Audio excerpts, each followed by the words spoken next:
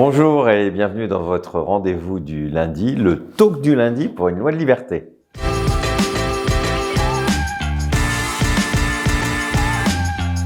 Eh bien, ça a été une semaine riche en émotions, en déceptions aussi, mais quand même une première victoire. Pour la première fois, à l'Assemblée nationale, une énorme majorité de députés a voté un article qui permet la légalisation de l'euthanasie. C'est plus de 250 députés qui ont voté pour, avec seulement une cinquantaine de députés qui se sont prononcés contre la légalisation de l'euthanasie. Et je vous le dis, depuis des années, nous avons cette majorité. Malheureusement, le fait que ce soit une proposition de loi qui émane en plus d'un groupe de l'opposition a fait que tout s'est arrêté à minuit, à cause d'un carteron de députés, liberticides, toujours les mêmes, ceux qui sont contre tout, contre l'avortement, contre le mariage pour tous, contre toutes les libertés. Dès qu'on donne une liberté à quelqu'un, ces députés sont là. Et malheureusement, la procédure a fait que ils ont empêché l'adoption de ce texte qui aurait dû être adopté avec cette majorité. Alors je sais que beaucoup d'entre vous sont forcément déçus, nous l'étions aussi, mais en même temps, cette victoire est quand même très importante parce qu'elle va nous permettre plus que jamais de nous mobiliser. Parce que oui, on ne peut pas rester sur ce simple vote.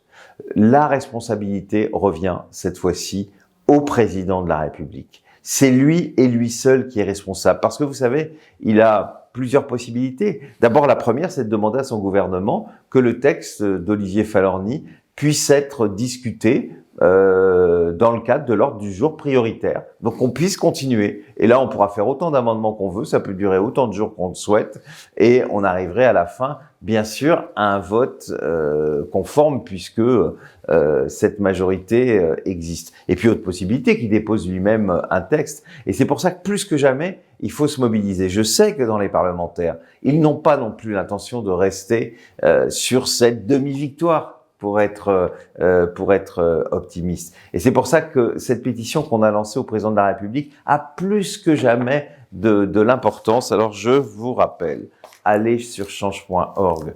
Je vous l'ai dit plusieurs fois, nous avons beaucoup de signatures, mais quand on regarde la liste, puisque nous recevons régulièrement la liste, très peu d'entre vous le font, très peu d'entre vous le signent. Je sais que vous êtes adhérents de la DMD, que vous êtes des militants de la DMD. Mais c'est important aussi que vous signiez parce que ce n'est pas une pétition sur le site de la DMD. C'est une pétition publique et il faudrait que vous soyez de plus en plus nombreuses. Et je vous le demande, partagez plus que jamais parce que c'est vraiment lui, c'est vraiment le président de la République qui peut décider. Donc je compte sur vous. Bien sûr, en votre nom, je veux remercier tous les parlementaires qui se sont beaucoup battus pour cette proposition de loi. Au premier rang d'école, bien sûr, Olivier Fahlorny qui était avec nous la semaine dernière pour le talk du lundi. Je pense parce qu'elle a eu beaucoup de courage dans son camp politique, à Marine Brognier, bien sûr, évidemment à Jean-Louis Touraine, à Caroline Fiat et Jean-Luc Mélenchon, qui, comme vous le savez, ont été à la pointe de ce combat, Guillaume Chiche. Il y en a tellement, excusez-moi de ne pas tous et toutes les citer, mais je voudrais les remercier parce qu'ils ont été extrêmement solidaires, ces parlementaires, et ils ont mis toute leur énergie pour y arriver, et c'est avec eux que nous allons continuer. Alors la semaine dernière, un sondage est passé un peu inaperçu pendant ce moment extrêmement important, mais il était une fois de plus une confirmation, et je dirais même qu'il allait même plus loin, puisque l'IFOP, à la demande de la DMD, mais c'est l'IFOP qui l'a fait, rassurez-vous, c'est pas un sondage qui a été fait auprès des adhérents de la DMD, nous a confirmé que 91% des Français étaient favorables à la légalisation de l'euthanasie, 89% au suicide assisté, et quel que soit le parti politique dans lequel vous étiez. Autre chiffre intéressant, 87% des Français estiment qu'il est urgent que l'Assemblée nationale débatte de la fin de vie. On nous a dit c'est pas le moment. Bien si c'est le moment. Quand on voit que dans les conditions dans lesquelles meurent aujourd'hui les gens dans les EHPAD, celles et ceux qui l'ont vécu aujourd'hui savent qu'il faut écouter les patients plus que jamais. C'est le moment.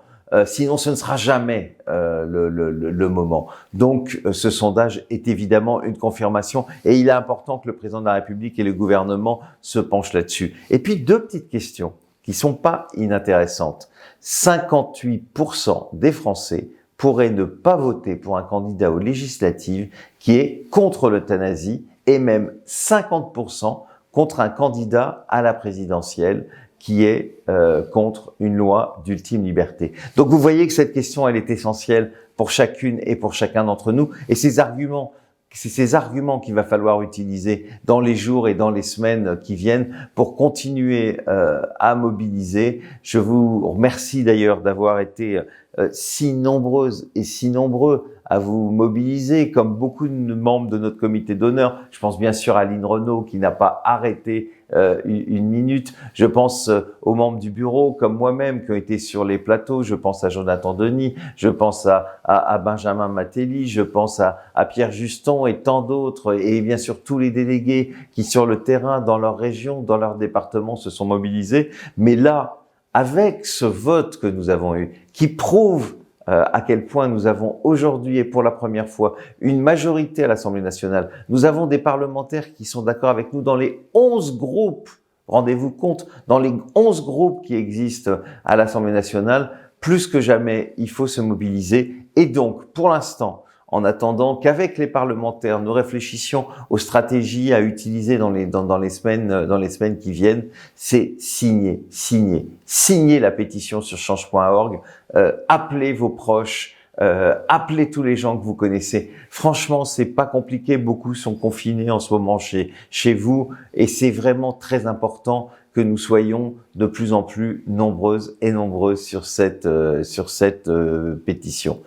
Voilà, on en termine aujourd'hui. Je veux saluer ici tout le siège qui est dirigé par Philippe Loéac, qui a eu, comme nous tous, beaucoup de travail la semaine dernière pour se mobiliser pour notre cause. Merci à tous les médias qui ont été nombreux à nous inviter. Je vous rappelle le hashtag, le talk du lundi. Merci à toutes et à tous, une bonne semaine et on se retrouve la semaine prochaine.